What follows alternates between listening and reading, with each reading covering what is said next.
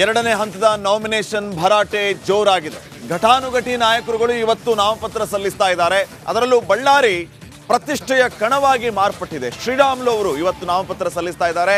ನಾಮಿನೇಷನ್ಗೂ ಮುನ್ನ ಬಸವೇಶ್ವರ ಪುತ್ಥಳಿಗೆ ಪೂಜೆಯನ್ನ ಸಲ್ಲಿಸಿ ಮಾಲಾರ್ಪಣೆಯನ್ನ ಮಾಡಿದ್ದಾರೆ. ಈ ಸಂದರ್ಭದಲ್ಲಿ ರಾಮುಲು ಅವರಿಗೆ ಅನೇಕರು ಸಾಥ್ ನೀಡಿದ್ದಾರೆ. ಮಾಜಿ ಶಾಸಕ ಸುರೇಶ್ ಬಾಬು ಸೇರಿದಂತೆ ಅನೇಕ ಬಳ್ಳಾರಿಯ ಬಿಜೆಪಿ ನಾಯಕರು ಶ್ರೀರಾಮುಲು ಅವರಿಗೆ ಸಾಥ್ ನೀಡಿದ್ದಾರೆ.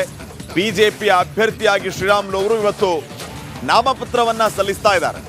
ನಾಮಪತ್ರ ಸಲ್ಲಿಸೋದಕ್ಕೂ ಮುನ್ನ ಬಸವೇಶ್ವರ ಪುತ್ಥಳಿಗೆ ಪೂಜೆಯನ್ನ ಸಲ್ಲಿಸಿದ್ದಾರೆ. ರಾಮುಲು ಅವರಿಗೆ ಮಾಜಿ ಶಾಸಕ ಸುರೇಶ್ ಬಾಬು ಸೇರಿದಂತೆ ಅನೇಕ ಬಿಜೆಪಿಯ ನಾಯಕರು ಸಾಥ್ ನೀಡಿದ್ದಾರೆ.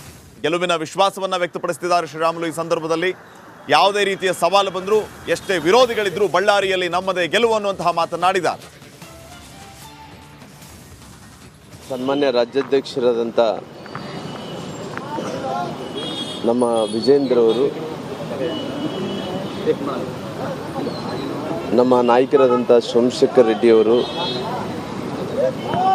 ಸುರೇಶ್ ಬಾಬು ಅವರು, ಆನಂದ್ ಸಿಂಗ್ ಅವರು,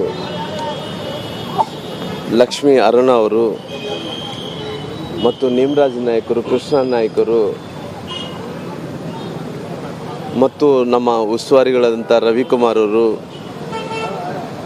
ಅನೇಕರ ಸಮ್ಮುಖದಲ್ಲಿ ಇವತ್ತು ಬಳ್ಳಾರಿ ಮತ್ತು ವಿಜಯನಗರ ಜಿಲ್ಲೆಯ ಭಾರತೀಯ ಜನತಾ ಪಾರ್ಟಿಯ ಲೋಕಸಭಾ ಕ್ಷೇತ್ರದ ಅಭ್ಯರ್ಥಿಯಾಗಿ ನಾನಿವತ್ತು ನಾಮಪತ್ರವನ್ನು ಸಲ್ಲಿಸ್ತಾ ಇದ್ದೇನೆ. ಬಳ್ಳಾರಿಯಲ್ಲಿ ಚುನಾವಣಾ ಕಾವು ಯಾವ ರೀತಿ ಇದೆ, ನಾಮಪತ್ರ ಭರಾಟೆ ಯಾವ ರೀತಿ ಇದೆ, ಎಲ್ಲ ವಿಚಾರಗಳ ಬಗ್ಗೆ ಮತ್ತಷ್ಟು ಅಪ್ಡೇಟ್ಸ್ ಕೊಡ್ತಾರೆ ನನ್ನ ಕೊಲೀಗ್ ರಂಜಿತ್. ಈಗ ಬಳ್ಳಾರಿಯಿಂದ ನೇರ ಸಂಪರ್ಕದಲ್ಲಿ ಜಾಯ್ನ್ ಆಗ್ತಾ ಇದ್ದಾರೆ. ರಂಜಿತ್, ಯಾವ ರೀತಿ ಇದೆ ನಾಮಪತ್ರ ಸಲ್ಲಿಕೆ ಭರಾಟೆ? ರಾಮುಲು ಅವರು ಯಾವ ರೀತಿ ವಿಶ್ವಾಸವನ್ನು ವ್ಯಕ್ತಪಡಿಸ್ತಾ ಇದ್ದಾರೆ? ಡೀಟೇಲ್ಸ್ ಕೊಡಿ. Over to you.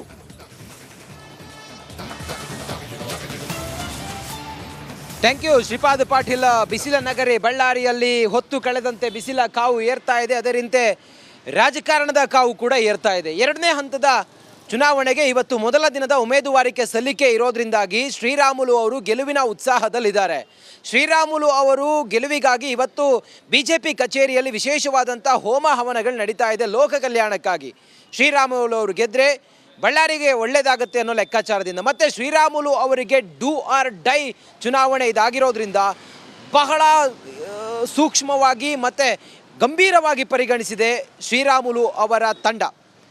ಬಿಜೆಪಿ ಕಚೇರಿಯಲ್ಲಿ ಹೋಮ ಹವನದ ಜೊತೆಗೆ ಶ್ರೀರಾಮುಲು ಅವರು ಕೆಲವೇ ಹೊತ್ತಿನಲ್ಲಿ ಬಿಜೆಪಿ ಕಚೇರಿಗೆ ಬರ್ತಾರೆ. ಬಿಜೆಪಿ ಕಚೇರಿಯಲ್ಲಿ ಪೂಜೆ ಆದ ನಂತರ ಶ್ರೀರಾಮುಲು ಅವರು ಸುಮಾರು 11 ಗಂಟೆ ಸುಮಾರಿಗೆ ವಿಜೇಂದ್ರ ಅವರ ಜೊತೆಗೆ ಹೋಗ್ತಾರೆ.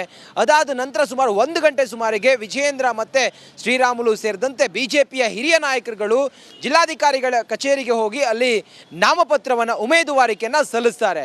ಸುಮಾರು 50,000 ಜನ ಕನಕದುರ್ಗಮ್ಮ ದೇವಸ್ಥಾನದಿಂದ, ಬಳ್ಳಾರಿಯ ಅಧಿದೇವತೆ ಕನಕದುರ್ಗಮ್ಮ ದೇವಸ್ಥಾನದಿಂದ ರ್ಯಾಲಿ ಮೂಲಕ, ರೋಡ್ ಶೋ ಮೂಲಕ ಹೋಗಿ ಅಲ್ಲಿ ನಾಮಪತ್ರವನ್ನು ಸಲ್ಲಿಸ್ತಾರೆ. ಜಿದ್ದಾಜಿದ್ದಿನ ಅಖಾಡವಾಗಿರುವಂಥ ಬಳ್ಳಾರಿ ಲೋಕಸಭಾ ಕ್ಷೇತ್ರದಲ್ಲಿ ಕಾಂಗ್ರೆಸ್ನಿಂದ ತುಕಾರಾಮ್ ಅವರು ಕಣದಲ್ಲಿದ್ದಾರೆ. 4 ಬಾರಿ ಶಾಸಕರಾಗಿ ಸಚಿವರಾಗಿಯೂ ಕೂಡ ಕೆಲಸ ಮಾಡಿರುವಂಥ ತುಕಾರಾಮ್ ಅವರು ಈ ಬಾರಿ ಗೆಲುವಿನ ವಿಶ್ವಾಸದಲ್ಲಿದ್ದಾರೆ. ಕಳೆದ ಬಾರಿ 8 ವಿಧಾನಸಭಾ ಕ್ಷೇತ್ರಗಳ ಪೈಕಿ 6ರಲ್ಲಿ ಗೆದ್ದಿರುವಂಥ ಕಾಂಗ್ರೆಸ್ ಗೆಲುವಿನ ಹುಮ್ಮಸ್ಸಿನಲ್ಲಿದೆ. ಗ್ಯಾರಂಟಿ ಯೋಜನೆಗಳು ಪ್ಲಸ್ ಆಗುತ್ತೆ ಅಂತೇಳಿ ಕಾಂಗ್ರೆಸ್ ಅಂದ್ಕೊಂಡಿದೆ. ಡಿ.ಕೆ. ಶಿವಕುಮಾರ್ ಕೂಡ ಇವತ್ತು ತುಕಾರಾಮ್ ಅವರನ್ನ ಭೇಟಿಯಾಗಿ ನಾಮಪತ್ರ ಪ್ರಕ್ರಿಯೆಯಲ್ಲಿ ಅವರು ಕೂಡ ಜೊತೆಯಾಗಿರ್ತಾರೆ. ಒಟ್ಟಾರೆ ಬಳ್ಳಾರಿಯ ಚಿತ್ರಣ ಕ್ಷಣ ಕ್ಷಣಕ್ಕೂ ಕೂಡ ರಂಗೇರ್ತಾ ಇದೆ. ಇವತ್ತಿನಿಂದ ಅಧಿಕೃತವಾಗಿ ನಾಮಪತ್ರ ಸಲ್ಲಿಕೆ ಆದ ನಂತರ. ಓಕೆ, ಥ್ಯಾಂಕ್ ಯು ರಂಜಿತ್ ಮಾಹಿತಿಗಾಗಿ.